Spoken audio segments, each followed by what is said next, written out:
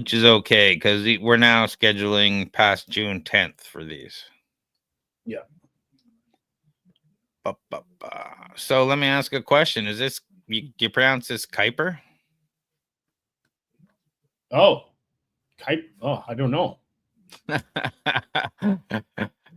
Sure, I get to do the intro and be all embarrassing about I not think it's being Kuiper. able. Yeah. Yeah, because it would think because the Kuiper belt, right? That's what I assumed. That's why I wanted yeah. Let me just make this a little longer. That's a bit better. All right. Let me just. Hey everyone, thanks. I know we're live. I'm just finally getting set up here. Move that over. Okay. Well, let's get started. Welcome back to Silicon Scoop. Are we witnessing the next chapter in the race to connect the planet? For years, getting reliable, high-speed internet to remote corners of the world has been a massive challenge. But a revolution is underway, happening hundreds of kilometers above our heads. Today, we're setting our sights on the stars, or rather a low Earth orbit, to talk about Amazon's monumental Project Kuiper. This isn't just another tech project. It's an ambitious plan to deploy 3,236 satellites into space with the goal of providing global broadband access. Fresh off a significant launch of 27 production satellites on April 28, 2025, Amazon is now a major player in the rapidly intensifying satellite internet competition, going head-to-head with competitors like SpaceX's Starlink. So what makes Kuiper different? How will this battle for the skies change your internet experience? Stick around as we explore Amazon's bold step into a new era of connectivity. So what do you think about this, John? I think this is great. I think this is timely.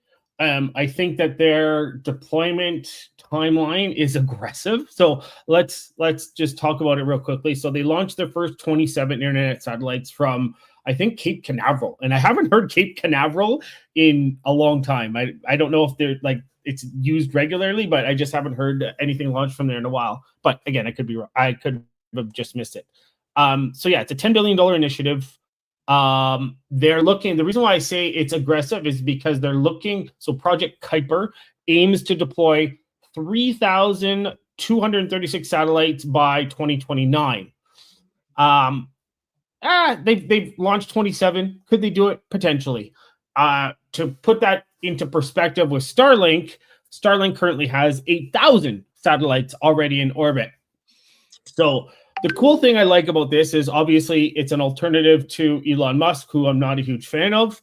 And the other thing is Amazon's integration with AWS and potentially cheaper terminals. So that could help disrupt the market.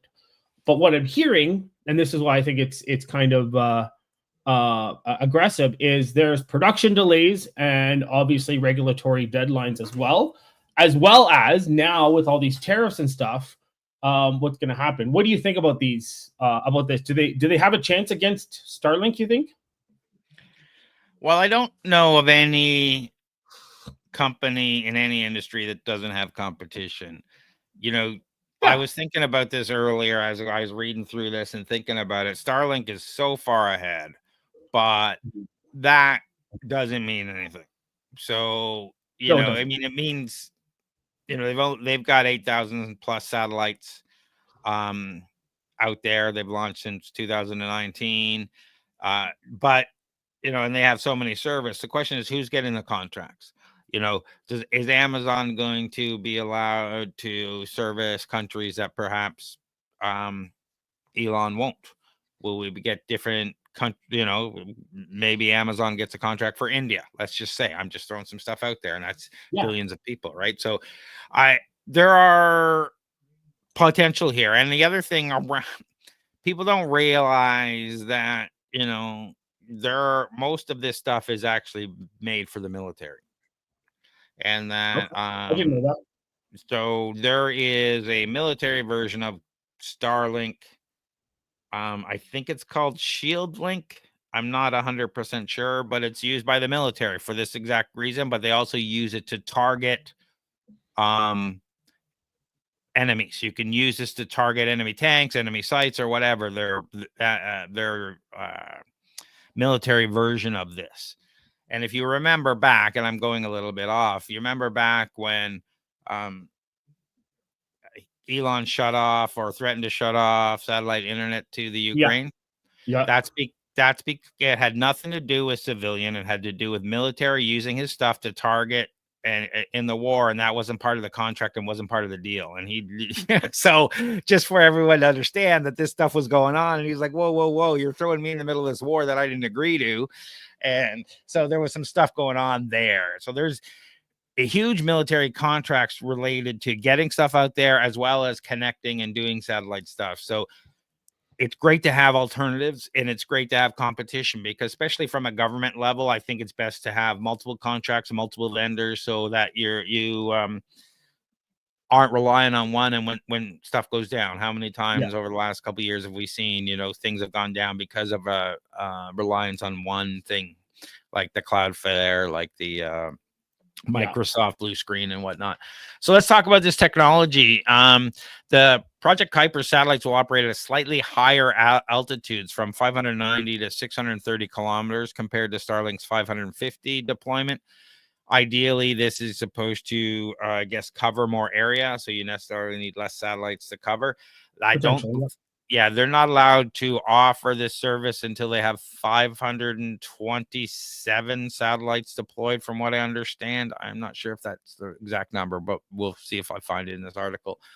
Project Kuiper satellites aim to bring broadband service to regions previously underserved by traditional infrastructure. So, reducing the digital divide, creating new markets, enabling real-time communication with the remote business institutions. This really allows us potentially to enhance our IoT stuff. As soon as our stuff that's way out in the field can have a low-cost satellite connection and can communicate back, that means, all your windmills, all your remote monitoring stuff, whatever, now, instead of all that low-tech, low bandwidth Wi-Fi solutions we were talking about that go 20 miles but only carry a few K, now you can get really high-end internet for those things and have some real-time stuff. I don't know if they're going to be able to compete with Elon. I think Elon is so much farther ahead in the overall space game. I think go ahead. And it's not like Amazon's reinventing the wheel here with any kind of new tech. The only difference, so they're both using OISLs, which is optical intersatellite links, which is laser links for the high-speed data transfer between the satellites. The one difference is that Starlink uses Ku band and Kuiper uses Ka band. That's just bandwidth-wise, but apparently Ku band could penetrate clouds better than Ka band. That's one difference. So that might be a problem for Kuiper, but everything else is pretty much the same. So the technology is the same. Like you said, Amazon's are a little bit higher in orbit, and that's it. Like they're planning to offer sub 400 standard terminals and high bandwidth terminals, but that's pretty much it. And so some of the research I was doing is that and analysts are estimating that Project Kuiper could cost $17 billion upfront, with annual losses of $1 to $2 billion initially, because Amazon's trying to undercut Starlink's pricing, right? But Amazon has deep pockets, right, to do this. So if anyone's going to do it, then I think Amazon's the one to do it, eh? Well, the other difference is, before I answer that question, is Amazon has this anti-reflective mirror film specifically designed to mitigate light pollution. Apparently, some of the complaints around Elon Musk satellites is the reflective nature and some of the light pollution in the sky. So Amazon's trying to avoid that with this and maybe get some better points with that through whatever. Oh, that would be good. Yeah. So, I mean, again, I don't know, how much light pollution is a concern. Like, from whatever's up there already. Like, it's up there. Are we like, is it bothering you? Like, I don't know what it means. You know what I mean by I guess it would bother me if I was still looking, like using a telescope to look up at the night sky and things like that, and you see like this string of lights come by every so often. Like, that would be annoying. Yeah, and I like the idea of putting this reflective mirror to mitigate light pollution, but it also feels a little bit stealthy. Like, maybe it's harder to find the satellites in the sky. So I don't know. It's a great idea. If light pollution is a thing, to start mandating this type of stuff, because the film is easy to put on all the other stuff. Probably, I'm sure it's not anything specifically proprietary. Yeah. So that is different, but you know, they're so far ahead. SpaceX is so far ahead. Like, for example, Amazon has secured a commercial agreement for 8 Atlas V rockets and 38 Vulcan rockets, demonstrating their long-term commitment to get this stuff in the air. I mean, so they're using third-party rockets where SpaceX has all their own now. It's just like how far they are. And the new what's Amazon's Blue Origin? Yes. Yeah. And they're just not, they can't compete at this stage. Now, it doesn't mean they can't leapfrog them, doesn't mean they can't, because this is what happens in most of these things. Once they get going and they have their satellite stuff up and running, they'll start leapfrogging each other from a technology point of view. But SpaceX is so much ahead, and their satellite thing is about the size of a book now, and it's amazing. And so I wonder, we'll have to see what. So you get something the size of a book you take with you everywhere, and you have super high speed internet, and it's amazing. So let's see what Amazon comes up with. But to answer your question, you said, is Amazon the company to do this? Amazon traditionally doesn't do things well. Like, they do. They know how to do delivery. They know how to do warehousing. They know their core product. They know how to do well, and they seem to know how to do data infrastructure, like their back end AWS servers. It's not exactly user friendly, but it's fairly rock solid. And setting it up is more complicated than any other ones. But they haven't plowed ahead in AI. They haven't plowed ahead in the phone business. They were trying to get in the tablet business. True. They had a phone. That's right. You forgot about that. I look at this and I say, I don't know if they can actually lead the charge. They can have another also ran. I just don't expect them to be the leader in this space. Yeah.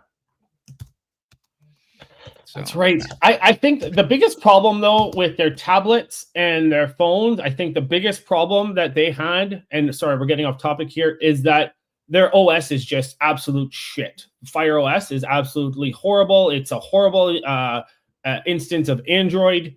Their tablets themselves are decent. Like, if you jailbreak it and install something else on it, they're great. But yeah, it's just bloatware like you wouldn't believe.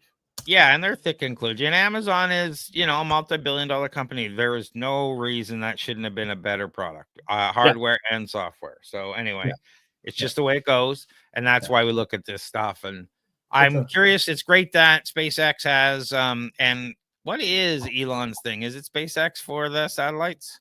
Starlink. Thank you. Sorry, I scrolled past it, and I keep getting all the names mixed up. We'll have to see how many other competitors are led into this space, because it's highly regulated how many satellites up there. And when are we going to see crazy?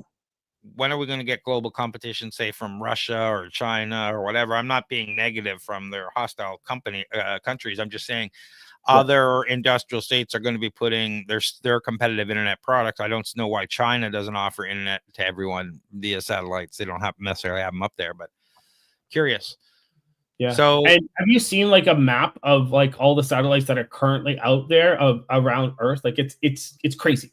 Yeah, I saw one a couple of years ago, but I haven't seen one since then. I imagine it's getting worse. Yeah, just getting worse. Yes. Yeah.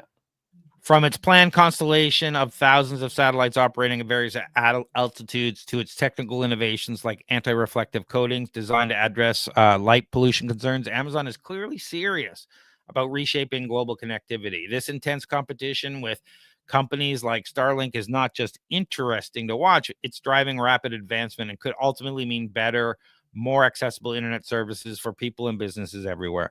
So as Rajiv Badyal, a key figure in Project Kuiper, noted, this is just the start of our journey.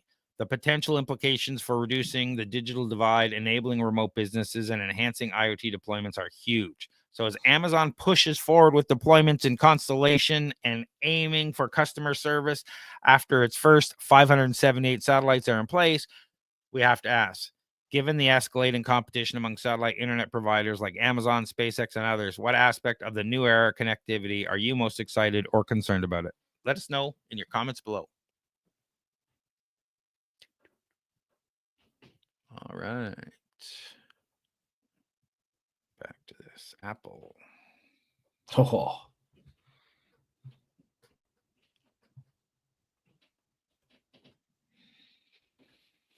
Yeah, this is a fun one, isn't it?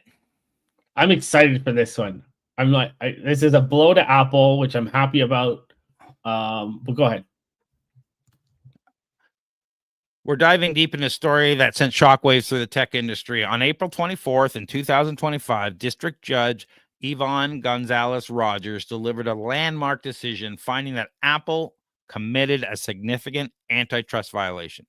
But this wasn't just any ruling. The judge found that Apple had willfully disobeyed a previous order and took an extraordinary step of issuing a rare criminal referral for both Apple as a corporation and its vice president, Alex Roman, to federal prosecutors.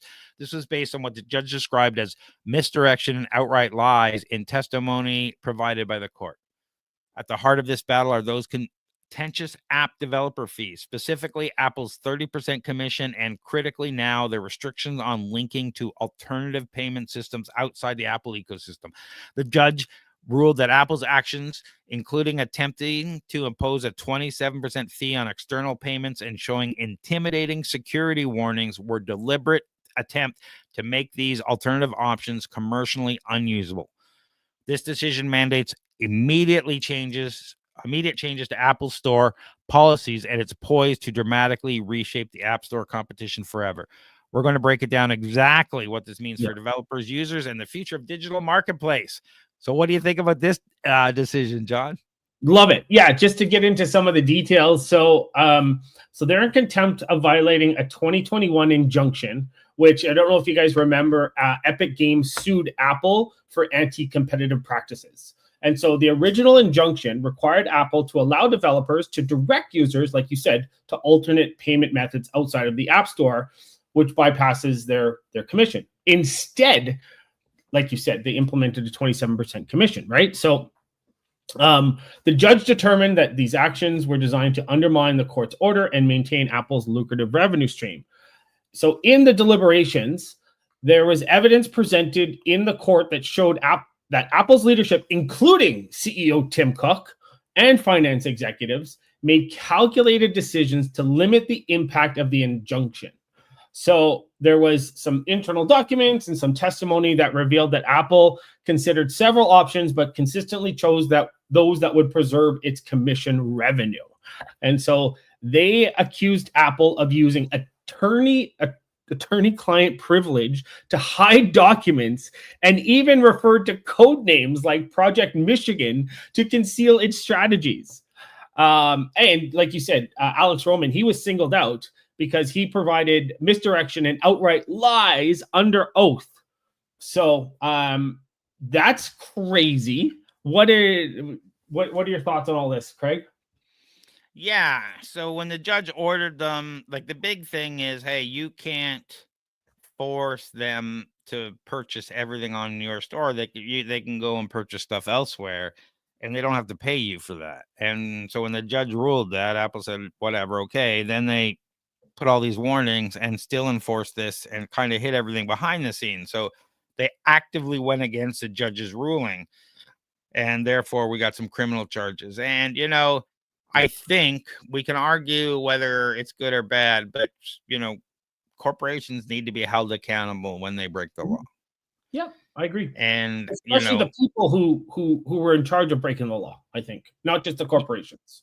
Yeah, so I'm not sure what the criminal charges against a corporation will do, but ideally the person will lose their job at Apple, and we'll see what happens if they'll end up going to any jail time or whatnot. But we'll see, right? The ruling includes several critical components that will reshape how Apple conducts its App Store business. Immediate compliance mandate. The judge ordered Apple to stop obstructing developers from including links to alternative payment systems in their apps. The time frame for compliance was immediate, showing the court's frustration with Apple's previous delaying tactics. Prohibition on punitive measures. The ruling explicitly forbade Apple from imposing a 27% fee on external payment systems, which the judge viewed as an attempt to make an alternative payment options commercially unusable. And removal of intimidation tactics. Apple was ordered to stop displaying security warnings specifically targeting third-party payment links, which the judge deemed as a deliberate attempt to frighten users away. So perhaps the most significant in the ruling was the Apple criminal referral aspect. So we'll have to see. So Alex Roman was referred to federal prosecutors for potential criminal contempt charges. Which the judge is characterizing as misdirection and outright lies in testimony provided to the court. So we'll have to see how that goes. Epic Games CEO immediately celebrated the ruling for developers, stating it would finally enable direct competition with Apple's payment system. He also announced that Fortnite would return to Apple Store as soon as the following week. So it should be in there already. Confidence that Apple would forced to comply with the ruling without further delay. So hopefully Fortnite's there. And now that means, a lot of people stayed away from the Apple marketplace because of that 30%. They couldn't afford that 30% cost. Yeah. And there was another one. I think it was Proton. I don't know if you know Proton VPN and Proton Mail and all that. Yep. I think they announced that because of this, they're going to actually reduce the price of their platform because of this. I didn't see that, but that's amazing. I'm not surprised, because that's what's going to happen is people's profit margins will go up, or, they'll take less of a cut. Like if you buy it off their, it's one thing I used to like to do is I'll go to a company and buy the software right directly from them, because they get the money. They don't get Apple doesn't get a 30% cut. You can't really do that with apps from your iPad and whatnot, but you can do that with the Mac apps, right? So when they box you in and then force you to pay this exorbitant fee, that's where things come into play. And it's going to see how it affects. I'm going to see how it affects other app or store ecosystems that lock you in as well. Yeah, I like this because you could do this. Well, you could sideload. I don't know if we're talking sideloading. This is payment stuff, but you could always sideload on Android, which I liked because you could try these different apps and stuff that weren't in the store and different things like that. I can't remember if I tried making a payment outside of the store with that on Android, but yeah, I like this. This is a win for developers and a win for consumers if this actually goes through. And I hope that there are people that are held accountable for their outright lies. Yeah, I agree. I think this is a plus. The balance of power may be shifting towards developers, and App Store competition is likely to increase, potentially benefiting both creators and consumers. Developers now have more leverage and new strategic opportunities. Given all these potential changes, lower fees, more payment options, and potentially more innovation, how do you think this ruling will change the apps you use every day or impact your favorite app developers? Let us know in the chat below.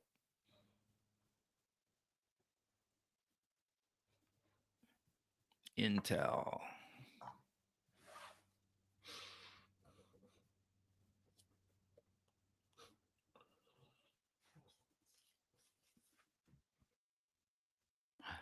All right. The Intel 14A process represents one of the most significant advancements in next-generation CPU architectures in recent years. At its core, this is a revolutionary node is built around the concept of turbocells technology, a breakthrough approach to microprocessor design that could fundamentally change how chips perform under varying workloads. There's all sorts of new improvements with the Intel 14A processor, and we want to take a look at it. And we're also going to discuss whether we think Intel's going to get away from their previous woes or not. What do you think, John? Yeah. So the one thing that I'm laughing because Like, this reminds me of their hyper threading technology that they released. I don't know if it's a gimmicky. Like, if we dive into what turbo cells, what they're calling turbo cells are, is they're customizable standard cell libraries, and they allow chip designers to blend high speed and energy efficient transistors within the same design block. So they focus on critical paths, which are the slowest signal routes that dictate a chip's maximum clock speed, whereas turbo cells use a wider merged nanosheet to boost the drive current. So it sounds like a technological advancement, but so did hyperthreading. And the question is, are we going to have issues like they had with their previous designs? Because this is a new design for them, right? Kind of. And they're set to arrive in 2027. They do have a new leadership. So they are under new leadership with a new CEO. But what do you think? Do you think this is what's going to turn them around or save them? Or what are your thoughts, Craig? This is really cool. There's a few technologies here. I like Okay. I like the concept here because this Intel 14A achieves a remarkable 1.3 times increase in transistor density compared to 18A processes because they use Intel Ribbon FET2 technology, second generation of Intel stacked nanosheet transistor architecture, which is cool. So they can fit 30% more stuff on there. The turbo cells are, you have a choice, right? They can deliver the same level of performance at much lower power, or at the same power, 20% or more performance increase. So we'll have to see. It's like turbo or whatnot. We'll have to see how that goes. I do like the transistor density. And the other thing I like in this is power direct. So Intel's 14A introduces power direct, a revolutionary backside power delivery network that fundamentally reimagined how electricity flows through a processor. Traditional chips deliver power through the same side where data connections exist, creating potential bottlenecks and inefficiencies. PowerDirect moves the power delivery to the opposite side of the chip, creating dedicated pathways for electricity that don't interfere with data signals. This separation enables more efficient power distribution throughout the chip, reduces power-related performance limitations, and supports higher sustainable performance level. It also distributes the heat better. So this is a very interesting, it provides better heat distribution, preventing localized hotspots that can throttle performance. This innovation is particularly valuable on high performance computing scenarios. So this may change some things around how we power chips in the future. There's a few cool technologies here. I'm not sure if turbo cells will deliver on everything they say they're going to deliver on, but I'm really interested in this power direct and the Ribbon FET2 technology that puts more transistors on there. So I'm really interested to see this. So one of the most significant manufacturing breakthroughs in the 14A process is the demonstration of equivalent yield between low NA numerical aperture and high NA extreme ultraviolet lithography methods. This achievement represents a major milestone in semiconductor manufacturing. So on the flip side, Intel's been having a lot of trouble, and they're kind of separating into two companies. One's going to be a foundry where they're making chips for all comers, and the other is going to be kind of the design Intel chip maker, like they design and that kind of stuff. So this is great for the foundry side of it because they have multiple options for people who come, whether they want to use the high NA or the low NA. Where the high NA EUV technology offers superior resolution for creating extremely fine circuit patterns, but has traditionally come with implementation challenges. By achieving yield parity with these approaches, Intel gains unprecedented manufacturing flexibility without requiring design rule changes. This means Intel can select the most cost-effective or available lithography method based on the current manufacturing conditions without compromising quality or performance. So we'll have to see if that actually works in real time, but it's really interesting. Yeah, so it's going to be interesting because we're going to get a feel for it, essentially for the testing ground when they launch their Panther Lake, which is Intel's 18A node, which is kind of the testing ground for the technologies. And then 14A is going to be about refining what works and then pushing the limits. But to put it into context, TSMC's got a 2 nanometer node, which arrives in 2026. So the biggest challenge with Intel is, are they going to be able to scale the 14A globally and get the yield rates that they need? That's the biggest thing, because this is a newer manufacturing process, right? Yeah. So Intel's committed an astounding $90 billion investment towards the foundry business in a direct challenge to TSMC's dominance in the advanced chip manufacturing. This massive financial commitment underscores Intel's determination to reclaim technological leadership while establishing itself as a major player in the contract manufacturing space. So this is going to be really interesting. Well, hopefully, Intel has been taking a beating in the marketplace. I'm hoping that this strategy will help them to come back and thrive. Yeah. And Intel has explicitly positioned itself as an AI services company with GPU concepts that align closely with enterprise-grade AI applications. This strategic positioning recognizes the growing importance of AI in the computing landscape and leverages Intel's strength in high-performance energy efficiency. That sounds like a lot of gobbledygook. So we'll have to see. It sounds like a lot of marketing, right? Great. We've got GPUs too. So we'll have to see what that means. And their turbo cell technology is supposed to allow GPUs to run faster and better. So we'll have to see when that happens, right? Hey, Intel's been great at marketing. They've got everyone believing that their chips are better than AMD's for years, right?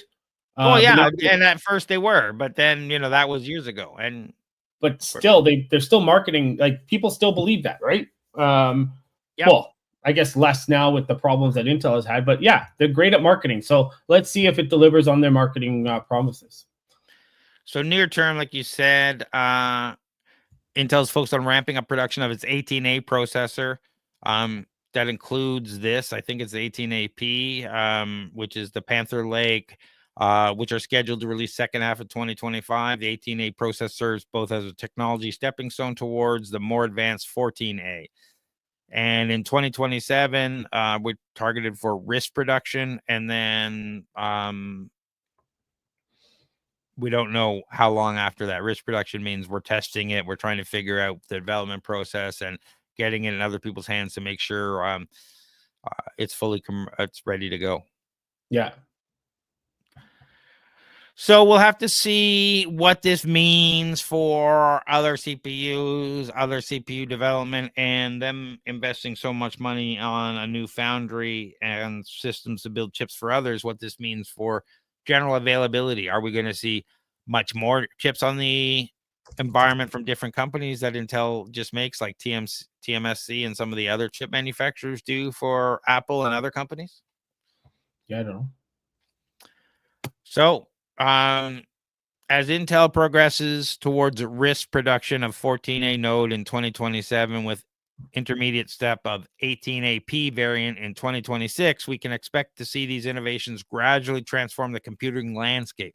The resulting next generation CPUs and GPUs will likely deliver substantial improvements in performance, efficiencies, and capabilities, enabling new applications and experience across consumer, enterprise, and specialized computing domains.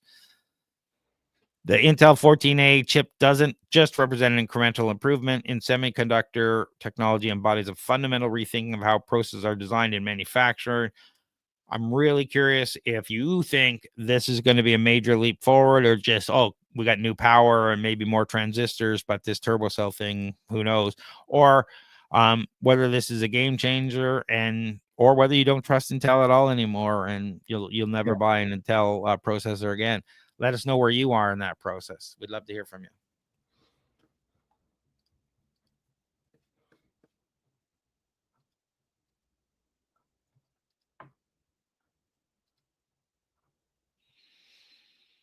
All right, this one is interesting.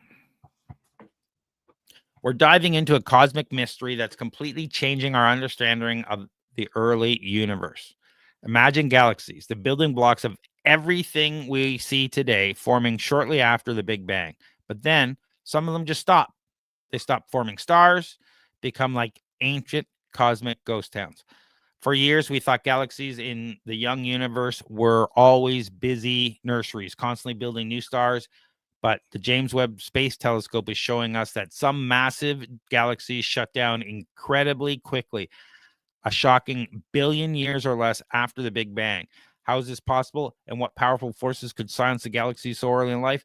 Stay with us as we explore this quintessent galaxies and the revolutionary discoveries the James Webb Space Telescope is making that are forcing scientists to rewrite the cosmic story. What do you think about this, John? Yeah, this is cool. It's interesting. So what they did was they revealed that some galaxies stopped forming stars incredibly early, which is different than what and they're calling them quiescent galaxies. And so they appear red due to their aging stars, but apparently they mysteriously shut down star formation far sooner than predicted. And so the new data suggests that the raw materials for stars was rapidly expelled by powerful forces within the galaxy. And this was likely linked to supermassive black holes or intense stellar activity. So this is challenging existing theories, which is great. And the JWST I love the James Webb Space Telescope because it's really helping us hone in and challenge our understanding of the universe itself. So it was the infrared capabilities which confirmed the quiescent galaxies at S greater than 7, which is a regime previously inaccessible, which is super, super cool. So this is great because obviously we're learning and we're evolving and we're changing our fundamental understanding of the Big Bang and the universe. Indeed, it's really cool. So they're talking about this Rubies-UDS-QG-Z7 galaxy. This remarkable cosmic fossil existed just 700 million years after the Big Bang, making it the most distant massive quiet galaxy is what it means ever observed.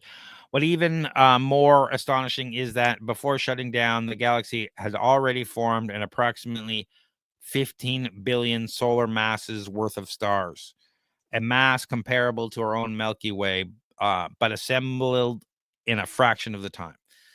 So so obviously it was expelling all this stuff, and then all of a sudden it stopped. And so this leads us to what's going on. And, I'm going to make this into, funny, I guess, but the supermassive black hole burped and knocked all the gas out of the galaxy. It's crazy. That's what what they're saying. And, we're always thinking that everything is always sucked into a black hole and nothing can escape. But when supermassive black holes actively consume matter, they don't swallow everything that approaches them.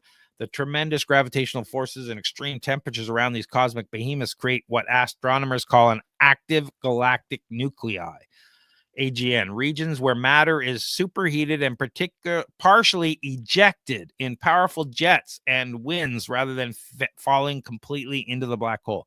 These energetic outflows can reach velocity of thousands of kilometers per second, easily exceeding the escape velocity of the host galaxy.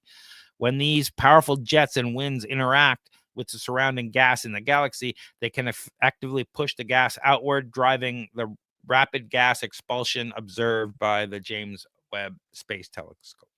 Yeah, this is cool. And there's a couple geeky things that I'd like to point out here that I learned. So, and I guess I got to fact check this, but this was Neil deGrasse Tyson that said this. There are more stars in the sky than there are grains of sand on the earth, which blows my mind. Yeah, and also we covered and about the black holes too. I think we covered it was some sort of radiation that they were calling it that escaped from the black hole, right? That we were there was something. Anyways, and the last thing is that as we're looking at this, guys, like essentially observing this stuff, we're looking back into time. And go ahead. No, there is. We did this. Sorry, it took me a while. Like we talk about a subject we talked about 100 episodes ago. When black holes glowed. So go back and watch that episode about black holes glowing, and we'll talk about the types of radiation and stuff that escape the black hole gravity. And obviously these things escape the black hole gravity too. So I just wanted to comment on that. No. Yeah. But like anytime that we're looking at anything like this, guys, we're essentially looking back into time. Because if you think about it, light can only travel at light speed. That's as fast as it can travel, or whatever. We can get into the nuances of some new findings. But so anything that we're seeing it happen billions of years ago, or millions of years ago. Anything that we're observing now, which is a cool concept to think about. Yeah, and the universe, everything we're observing is challenging our theoretical models, which is great because we're learning more and more and more. And, we're seeing what happened billions of years ago, which is amazing because of the James West. So the discrepancy between observations and theory isn't just an academic concern. It points to fundamental gaps in our understanding of physical process that governed galaxies' evolution and in the early universes. So some possibilities include black hole feedback mechanisms may be significantly more powerful than current models predict. The coupling between black hole energy output and interstellar gas may be more efficient. Alternative quenching mechanisms. Quenching is when, the galaxies die down or slow down or stop creating. So alternative quenching mechanism might be at work that aren't adequately represented in simulations, and the initial conditions of the early universe might need to be reconsidered. And we talked about this a couple of weeks ago, where dark matter existed before the Big Bang, which challenges a lot of our thoughts on how the universe came to be. So a lot of this is happening. So I'm really interested in these challenges. Open exciting new avenues for future research using the JWST and other advanced observatories. Key questions astronomers are now pursuing include gas recycling potential. Can the expelled gas eventually fall back into these quiet galaxies, potentially reigniting star formation, or does it escape permanently into intergalactic medium? Prevalence of early quietness. How common are these quiet galaxies in early universes? Is Ruby, UD6, QG, Z7 an anomaly or represent a significant population? Black hole growth patterns. How do supermassive black holes grow in these early quiet galaxies? Grow and evolve over time? Do they continue to influence their host galaxies even after the star formation has ceased? And galaxy cluster environments. Do early quiet galaxies prefer particular cosmic environments such as protoclusters or cosmic filaments? So, there's a lot of stuff to look at here. There's a lot of stuff for scientists to reevaluate and challenge known theories. I'm really interested in finding out what they discover. Yeah. So we can expect further revelations about quiet galaxies, gas flows, and supermassive black holes feedback to refine our understanding of early galaxies' evolutions. These discoveries not only satisfy our cosmic curiosity, but also remind us that the most fundamental aspects of our universe story may contain surprise chapters yet to read. So what do you think about this? Is this cool? Does this matter? Does this allow us to have a little bit more thoughts on maybe we can inject these gases into dead galaxies and reignite them to create a possible new life in the future? We'd love to hear your feedback. Leave us feedback in the comments below.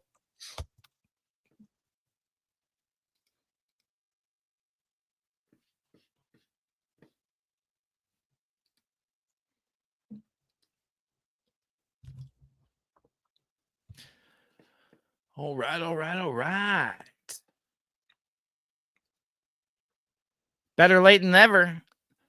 Get ready, because the AI landscape just got another major shakeup. We're talking about Meta. Yes, the company behind Facebook and Instagram, making a bold entrance into the generative AI arena.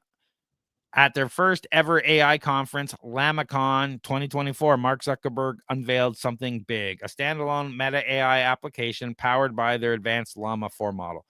This move isn't just significant, it directly positions Meta AI as a ChatGPT competitor, challenging OpenAI's dominance in the conversational AI space. It's a strategic launch that integrates AI capabilities across Meta's vast ecosystem of platforms, leveraging that massive social media infrastructure. They're putting serious weight behind this too, signaled by their $60 billion investment in AI infrastructure, and Mark Zuckerberg saying Meta is an AI company and they're restructuring it around AI. Like their hyper personalization that learns across WhatsApp, Instagram, and Facebook. That's right. It learns across your WhatsApp conversations, your Instagram likes and posts, and Facebook. The unique social discovery feed and their focus on voice first interaction, especially with Ray-Ban smart glasses. We'll analyze what makes Meta a significant competitor compared to other AI assistants and what their strategy means for the future. What do you think about this, John? Yeah, before we dive in, didn't Meta like just a couple years ago say they were a VR company or something? Didn't they? Yeah, well, let's talk about where Meta comes from, right? Weren't they going to go into the Second Life or whatever, like the Metasphere, whatever we're calling it? Metasphere. Yeah. Yeah, Whatever happened with that? But let's face it. Yeah. Mark Zuckerberg seems to be a smart guy. Yeah. He run this company. I'm not gonna put him down, but he's made a lot of strategic plays that didn't work out for him. Yeah. Remember, they went all in on HTML5 and they spent years trying to get it, and then that didn't work, and they switched that. And then what were you just saying? What they go all in on? They've gone all in on a bunch of things that just didn't quite pay off for them. And so we'll see, AI is the future in many things. And I think what people don't understand is Meta has been in the AI game a long time, and they're a leader in some areas. The problem is they never really had a chat client. Yeah. So there's a lot of other people built on their Llama platform, a lot of their databases, other AI built on Llama, which is an open source model that they can grab, train, and use, like Numitron from NVIDIA, and many of the other models are built on Llama. So a lot of AI experts using the back end to do stuff, but it's not in the mindset. A friend of mine, Alex, she asked me recently, so I haven't heard anything from Meta in this space in a while. Are they just dead? And I was saying, no, they're on the back end doing all the stuff. And now I think they just don't have the mindset of the consumer. And we're going to see if that changes with this. Well, and just to digress a little bit too, that's the same problem that Google's Gemini has. Gemini beats a lot of these other LLMs in a lot of things, like the 2.5 Pro. But the problem is they're not getting the users to use it. That's their biggest problem. So, but yeah, if let's dive into this a little bit. So, this is cool. The one thing I like is that you can pair the app with Meta's Ray-Bans, and it turns the AI into a wearable experience, which is cool. That was one thing I felt was missing from there's a lot more, but they don't have a display on the glasses or anything like that. But I think that's a game changer for the Ray-Bans, and I know they're coming out with another one. And speaking of Ray-Bans, Mark Zuckerberg has made another announcement that his smart glasses are going to replace cell phones. So we'll have to see where that goes with that. But I like this. This is interesting. Llama 4, I haven't really played around with, so I don't know how it is, but it is a cost-efficient LLM. It's fine-tuned to incorporate user data, like you said, from Facebook and Instagram profiles. So there's a couple cool integrations that they did with this. But we'll have to see if people are actually going to use it. That's the question, right? Yeah. Speaking of the Ray-Ban app, they just renamed the Meta Vision to Meta AI app. So if you go download it, it's the same app. They just updated it. Okay. But I think this is interesting because there's a lot to be done here. I was in Meta's AI studio earlier today looking at some stuff. It looks interesting. I'm a little concerned about what all they have that AI potentially has access to, and what that means. Like, your WhatsApp chats, your Instagram stuff, all your Facebook interactions. Like, do you really want that? We already know that their data policy is horrible, so I'm not surprised, right? Well, it's one thing to have the data, and it's another thing to have AI actively going through all your data for you to pretend, for whatever reason. Let's be honest. Like Facebook just trying to sell you stuff, sell you ads, know more about you so they can sell you ads, sell other people ads, and become better at that. So Yeah. I just want to be clear on, they're going to now say, hey, we're going to give you an AI tool that goes into your Instagram, goes into your WhatsApp, goes into all your conversations on Facebook and helps you. Yeah. And learns from you and does all this stuff. Great. So you know what though?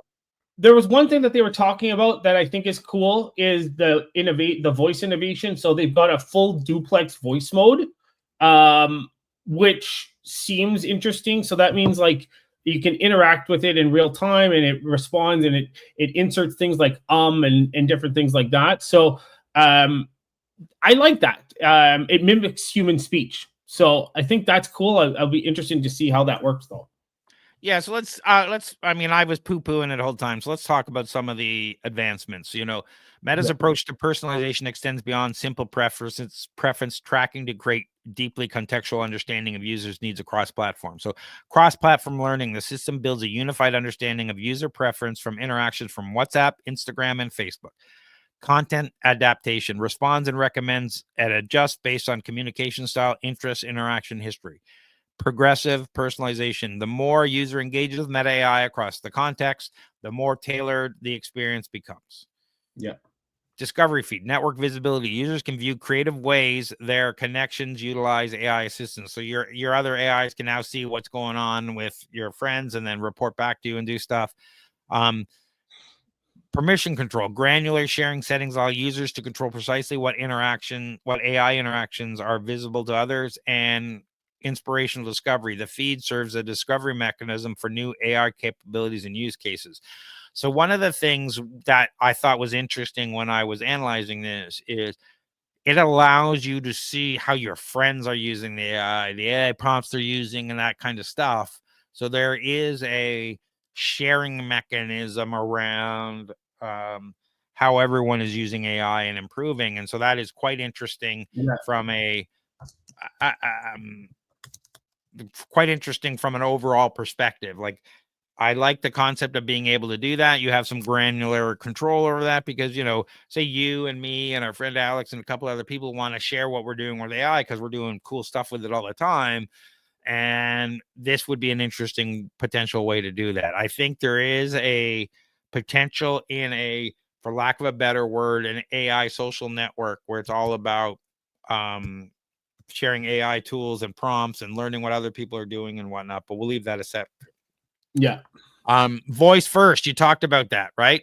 Yeah. Ambient computing, users can initiate AI assistance through voice without removing phones or pockets. Contextual awareness, this understands environmental factors and multimodal transitions.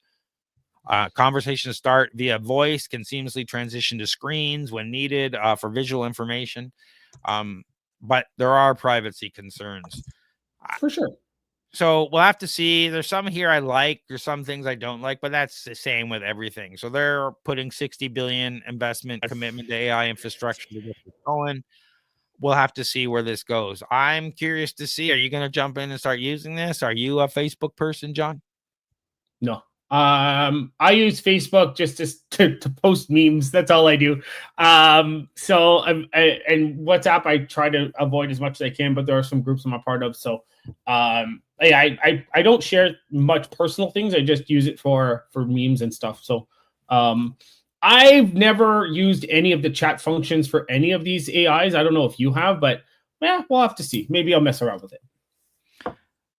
I'd love to hear what your feedback out there is, or we would, and let us know. You plan on jumping in and trying this Facebook AI, or are you going to disable this so it's not tracking you? What are your reactions to Meta LlamaCon 2024 and the release of this chat tool? We'd love to hear what you think. Yeah. So, like I said, this will go out the end of, middle of June. Middle of June. So so there'll be a startup investor drinks in June. I've got my head down for Shred, my Shred clients and grants and things like that. But if you do want some help, feel free to reach out to me on LinkedIn, John Irwin. But if they need help with coaching for their business, anything related to helping them with their business, how do they find you, Craig? Well, Startup Investor Drinks is June 26th. So mark your calendars, go to Startup Investor Drinks TO and get your tickets. We will be having a automation event during Tech Week as well. I just haven't booked it yet, so look forward to that. And if people want coaching, if you're stuck, you can go to startupcoach.ca or torontostarts.com and click on the Startup Coach button. Book a discovery call. I'll have a 15-20-minute call, and we'll see if it makes sense to work together, if we can help each other, you like our style, that kind of stuff. Feel free to book that free call anytime. And for everything else, check it out at torontostarts.com. And if you're looking to automate your business, take it to the next level, stop doing repetitive tasks, check out flowgrammer.ca for all your automation resources. And if people looking for non-dilutive funding, John, where do they go? Come find me on LinkedIn, John Irwin. Yeah, any kind of non-dilutive funding. I guess in June right now, we'll have maybe FedDev open right now. So awesome. And just as we said that, I got a new Tidycal booking right now for startup coach meeting. Thanks somebody for watching and booking that. We'll see you all next time on Silicon Scoop. Thanks for listening.